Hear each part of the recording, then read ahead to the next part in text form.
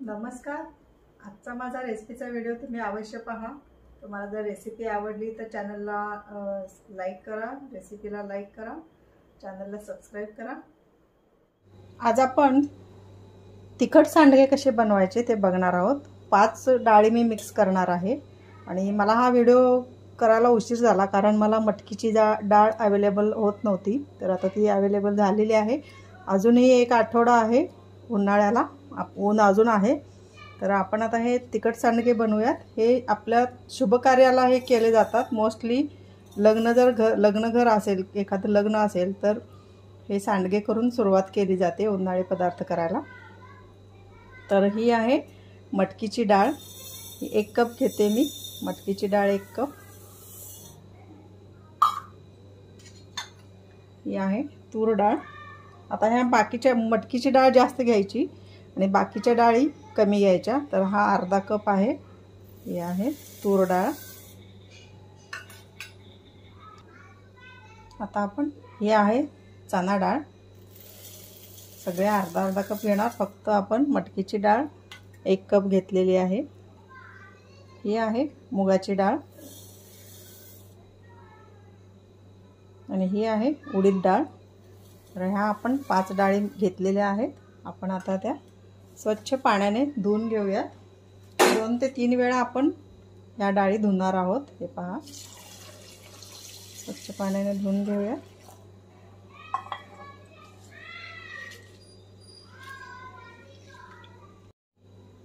मी ह्या डाळी 3 पाण्यात बदललेले आहेत. 3 वेळा पाणी बदललेलं आहे. तर हे चांगले स्वच्छ धुवून घेतलेले आहेत. आता आपण त्यामध्ये पाणी ओतायचं आणि आपल्याला हे 6, 7, 8 तास असं भिजत घालायचं आहे. पाणी जास्तच ओतून ठेवायचं कारण डाळी फुगतात मग, त्यामुळे पाणी कमी पडून चालणार नाही. तुम्ही पाणी जास्त ओता. तुम्हाला एक्सेस जास्त झालेलं पाणी आपण ओतून काढू शकतो. तर हे आपण संध्याकाळी भिजत घातलं तर रात्रभर हे ठेवून द्यायचं आहे. दिवसा भिजत घातले तर 7 ते 8 तास हे डाळी भिजवायच्या आहेत. आपण आता हे झाकून ठेवूयात. आपण ही डाळ भिजत ठेवली होती रात्रभर भिजलेली आहे. आपण बघूया. हे पहा, म्हणून मोठं पातेलं घ्यायचं. डाळ फुगून वरती येते. तर आपण आता ही डाळ स्वच्छ 2-3 वेळा धुवून घेऊया. पाणी ह्याचं निथळून घेऊया. मी ही डाळ 2 ते 3 वेळा स्वच्छ पाण्याने धुवून घेतलेली आहे. आपण आता ही निथळत ठेवूया.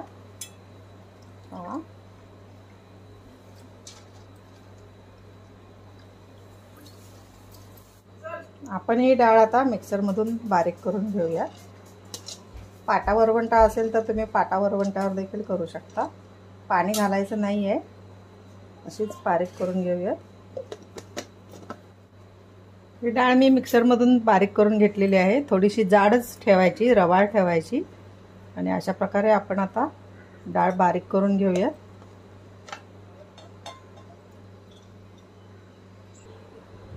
आपण आता अशा प्रकारे ही सर्व डाळ आपण बारीक करून घेऊया. पाणी घालायचं नाही आहे अजिबात. आणि डाळीमधलं सर्व पाणी काढून घ्यायचं आहे पहिली गोष्ट. मी ही सर्व डाळ बारीक करून घेतलेली आहे. तर आपण आता यामध्ये काय काय ड्राय मसाले घालणार आहोत ते बघूया. मी पॅनमध्ये थोडंसं, छोटा पॅन आहे हा, छोट्या पॅनमध्ये मी थोडंसं तेल घातलेलं आहे आणि त्यामध्ये मी ही कोथिंबीर तळून घ्यायची आहे आपल्याला. म्हणजे कोथिंबीर जर घालायची असेल तर अशी तळून घाला, नाहीतर ती खराब होते आपले वडे. कच्चं घालू नका. आपण यामध्ये रोस्ट करून घेऊया. आपण काढून घेऊया कोथिंबीर. आपण आता पुन्हा यामध्ये थोडंसं तेल घेतलेलं आहे आणि ही कसुरी मेथी आहे. मी घरी बनवलेली कसुरी मेथी आहे. हे पहा, खुसखुशीत आहे. पण आपण आता ही थोडीशी रोस्ट करून घेणार आहोत. तर माझा कसुरी मेथीचा व्हिडिओ तुम्ही अवश्य पहा. आपण हा थोडीशी रोस्ट करूयात. गॅस बंद करूया. एवढ्या गरम पॅनवरती आपली ती रोस्ट होणार आहे. मस्त खमंग वास येतो आहे. आणि यामध्येच आपण आता ही थोडी माझी कढीपत्ता पावडर आहे ती पण आपण घालूयात. कढीपत्ता पावडरचा देखील माझा व्हिडिओ झालेला आहे. मी गॅस बंद केलेला आहे।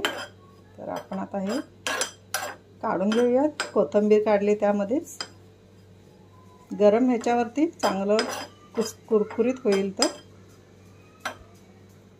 आपण आता यामध्ये काय काय मसाले घालायचे पाहूया। तर हा एकदम छोटा चमचा हिंग आहे,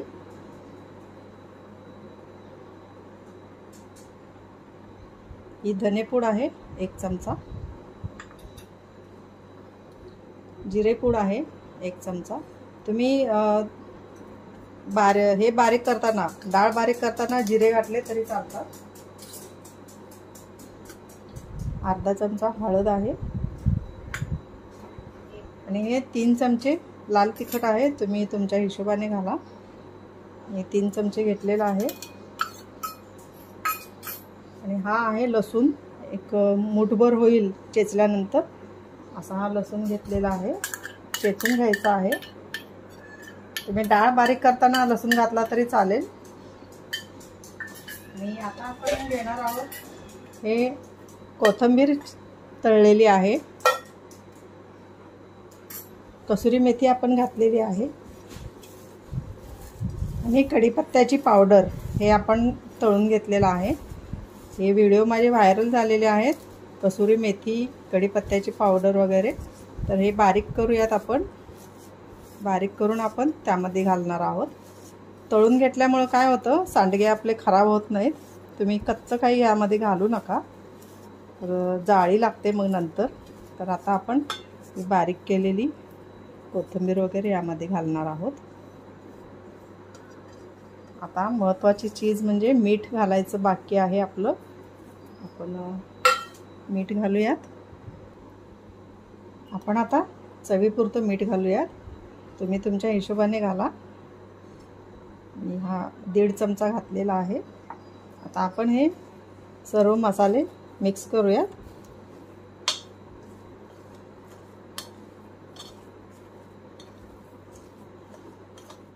आपण हे मसाले आता चांगले मिक्स करून घेऊयात। अगदी तळापासून सर्व पीठ व्यवस्थित हलवायचं आहे आणि मिक्स करून घ्यायचे आहे। मसाले चांगले मिक्स करून घेतलेले आहेत, आपण थोडा वेळ झाकून ठेवूयात।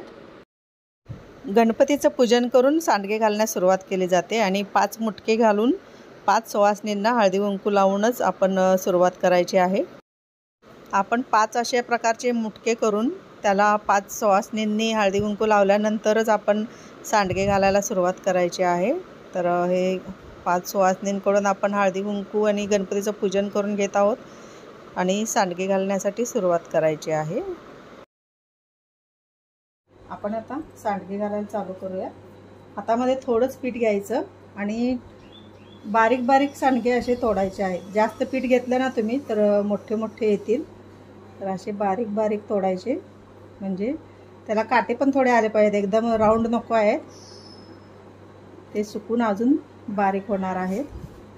तर असे एकदम बारीक बारीकच टाकायचे, मोठे अजिबात घालायचे नाहीत, ते शिजल्यानंतर अजून मोठे होणार असतात, नाहीतर मग चेचून वगैरे घ्यायला लागतात। तर घालतानाच बारीक घालायचे।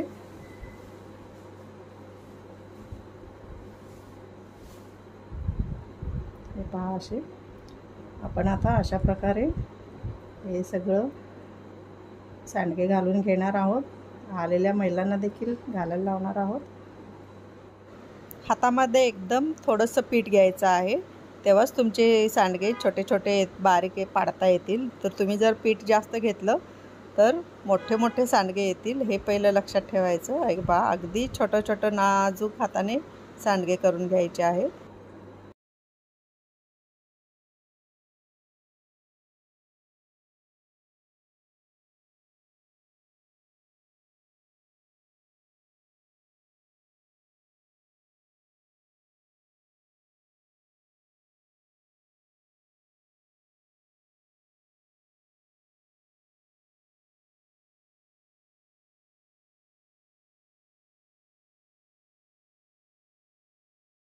तर अशा प्रकारे आपण या पाटावरती सांडगे घातलेले आहेत।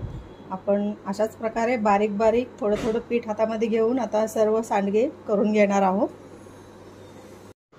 माझ्या अंगणामध्येच कडकडीत ऊन येतं, त्यामुळे मी 4 ते 5 दिवस हे कडकडीत उन्हामध्ये चांगले खणखणीत सुकवून घेणार आहे।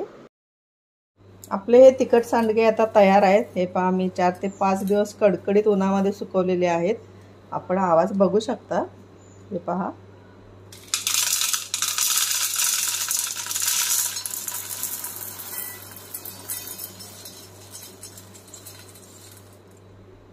वाव, मस्तच। आणि आपण हे जे मुटके केले होते,